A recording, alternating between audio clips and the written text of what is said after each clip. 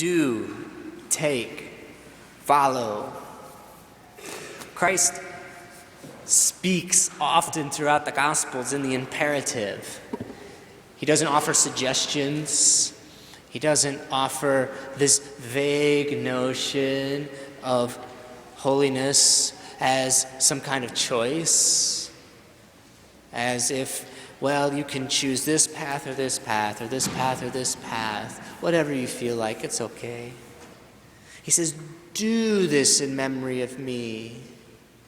Make disciples of all nations. Go to all the ends of the earth. Follow me. They're simple statements. They're not complex to understand. A child can understand them. Anyone can understand them in their simplicity. But living them, on the other hand, is very difficult. Living these commands of Christ requires us in our life to change. Requires us to let go of whatever is keeping us from being able to follow that command, to do, to make, to go, to follow. Because the reality is Christ gives us these commands because we're not doing them. There would be no purpose for Christ to become man, to become flesh, to suffer, to die, to rise, if we were doing these things in the first place.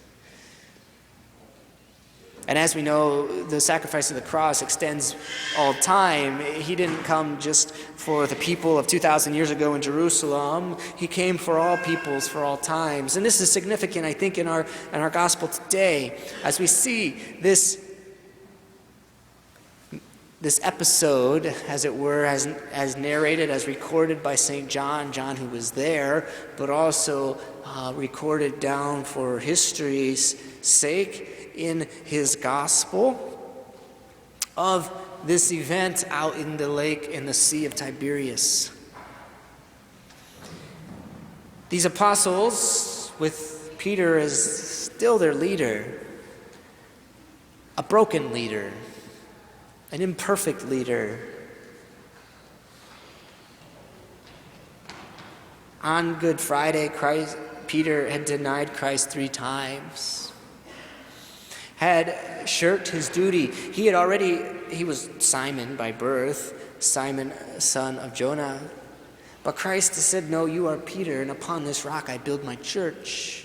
You are the keystone. You are the foundation. You are everything. And throughout the Gospels, even the resurrection account we heard Easter morning, it's Peter that the apostles look to. It's Peter that Mary Magdalene runs to come verify the resurrection, to come put his seal of approval, his imprimatur on the resurrection. John arrives to the tomb earlier, but he waits for Peter to come in first.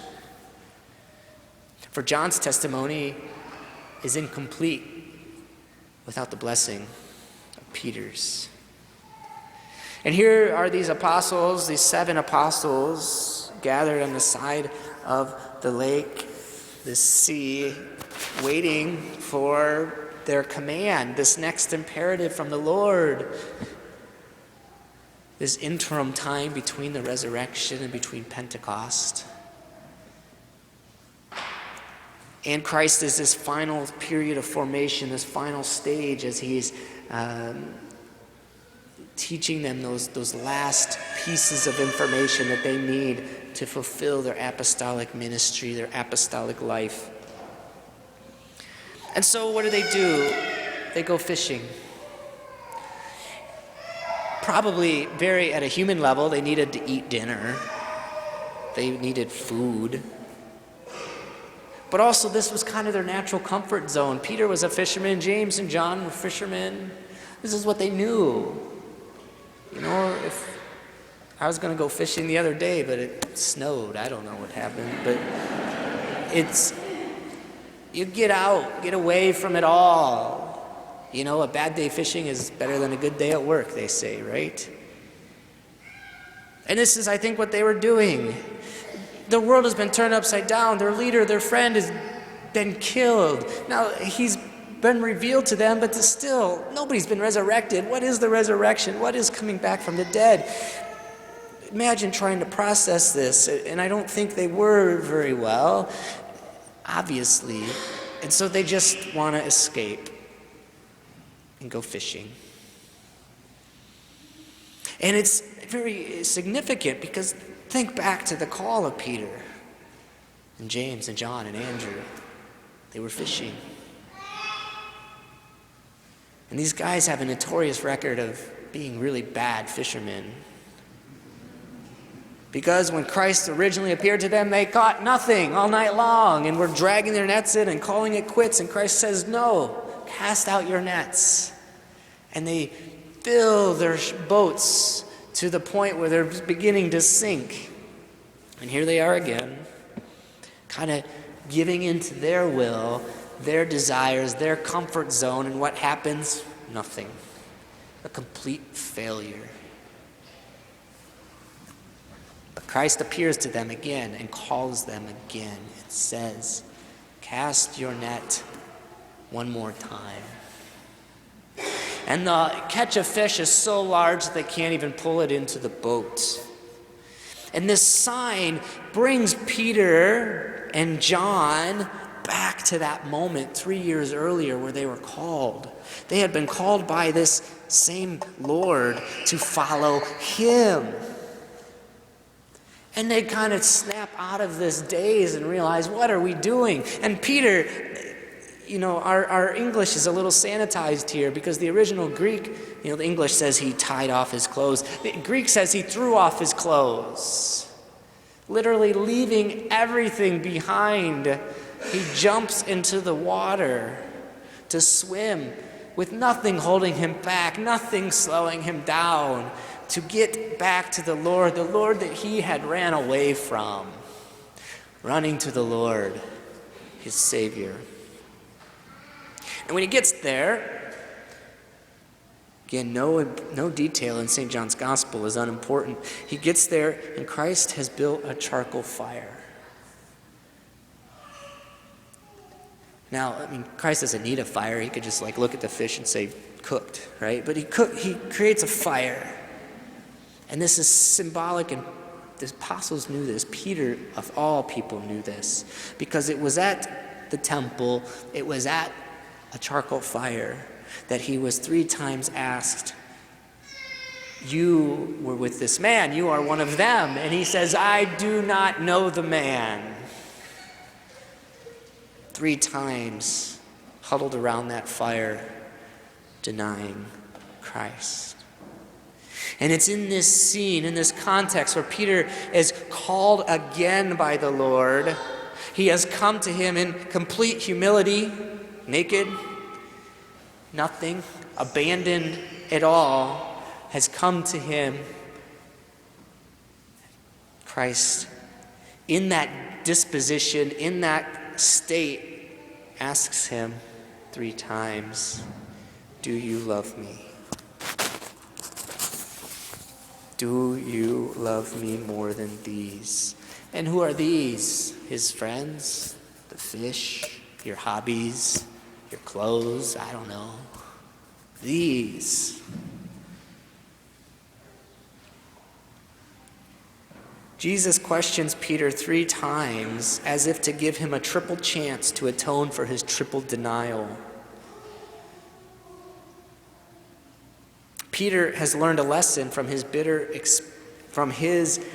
experience of his own wretchedness, of his own weakness, of his own inability to keep that promise, that commitment to the Lord to follow him. And aware of his own weaknesses, he is deeply convinced that the claims that he has convinced himself that I am not the rock, I'm not even a pebble, I am worthless, I am nothing. But he is heard the Lord, he has saw the Lord, and he has come to him, and he has made that commitment instead to put not everything in his mind and his heart and his own confidence, but to put himself into the hands of the Lord and to say, Lord, you know well that I love you. We can beat ourselves up with our own sin, our own weakness, our own brokenness, day after day after day. And this is how people can stray from the church. We can get on that boat and we can just sail away. And we can keep on going and never look back. And so many have, and maybe you know people that have in your family, friends. Some people have the false notion that the sin that they've committed is so great that not even God can forgive it. But I'd like us to look at Peter today as the church calls our attention to him, that there is no sin so great that God cannot forgive it. Peter denied Christ, the ultimate sin, blasphemy, apostasy, cut himself off, and yet is invited back by the same Christ he turned his back on. Christ calls us back always. He calls us back. And what the ancient fathers of the church and the doctors of the church saw also in this story is he calls us back in this great symbol revealed to us in the lake of Tiberias. He doesn't call us back, be weary, right? The Pope wrote a document on Friday, so everybody now is an expert, especially news media. Don't get your theology from the news, it's bad sources. But everybody's an expert now on what is mercy, what is love, what the church teaches, what the Pope teaches. But what the doctors of the church said is when we look at this episode, we can see very, very clearly a symbolism of the church and how we attain salvation. For that boat is in fact the church. And the unity is symbolized by that net not torn, that it's cast out for all. In the midst of the sea, which is the world is not the church is not the world, but the church sits amidst the world and casts its nets out into the world to haul in. As when Peter and John were first called, Christ said, you will not be fishing for fish, but you will rather be fishers of men. And the net is cast out to draw in the multitudes. 153. Why 153 fish? Not 152, 154. 153 actually doesn't seem like that many. It seems like 6 guys could have pulled that into the boat. But 153 was the known number of nations in the world at this time. So to say 153 and for John to record that and to pick up on that detail is important, that the fish that were caught was symbolic of the whole world was caught into this net that did not tear. And that's why the fathers were so caught up on that detail. That the net is cast for all. And that Peter stands in that ship as its captain. And that he is in charge, and that when he sees Christ, he directs us always under his leadership to Christ. He brings that boat, he brings the fish in the net, the world, to that encounter with him, to share with him in that meal, the meal of the everlasting banquet in heaven. He directs us and guides us to that port.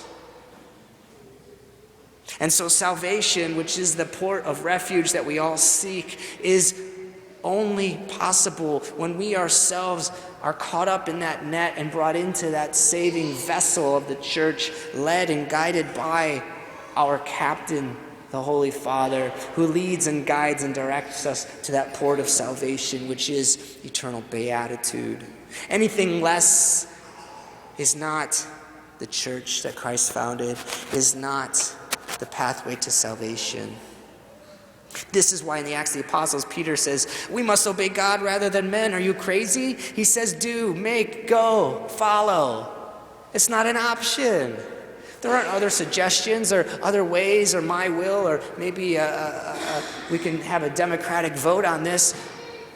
The church is not democratic. We have a king, which is maybe foreign to us as Americans. But he commands us not to be a despot, not for to control us as slaves, but to free us. As Peter freed himself from whatever was holding him back from bringing himself and the church back to Christ, he frees us from the world, from our own weaknesses, from our own wretchedness, and draws us back through reconciliation, through the sacraments, to himself. And so as we contemplate these scriptures today in the midst of our Easter celebration, we contemplate God's greatness as he calls us in the midst of this ship. In fact, this church, like many other, is built to resemble the hull of a ship turned upside down as we are sailing on this journey from this life to the next with our captain, the Holy Father, and his shipmates, the bishops, leading and guiding us in this journey. And so as St. Catherine of Siena said, we must pray for them, do sacrifice and offer obedience, so that as we are on this vessel leading to the port of salvation, that we might attain that goal that Christ has for all of us, that eternal gift, that no matter where we've been in the past, or what we've done or what we didn't do, that the greatness that Christ intends for us, why he became a man, why he suffered, why he died, why he rose, will be possible for us, and we might reign and live with him around that throne that we heard in the book of Revelation with all the heavenly hosts and all the heavenly powers, and give him glory, adoration, praise, and honor each and every day, both now and forever.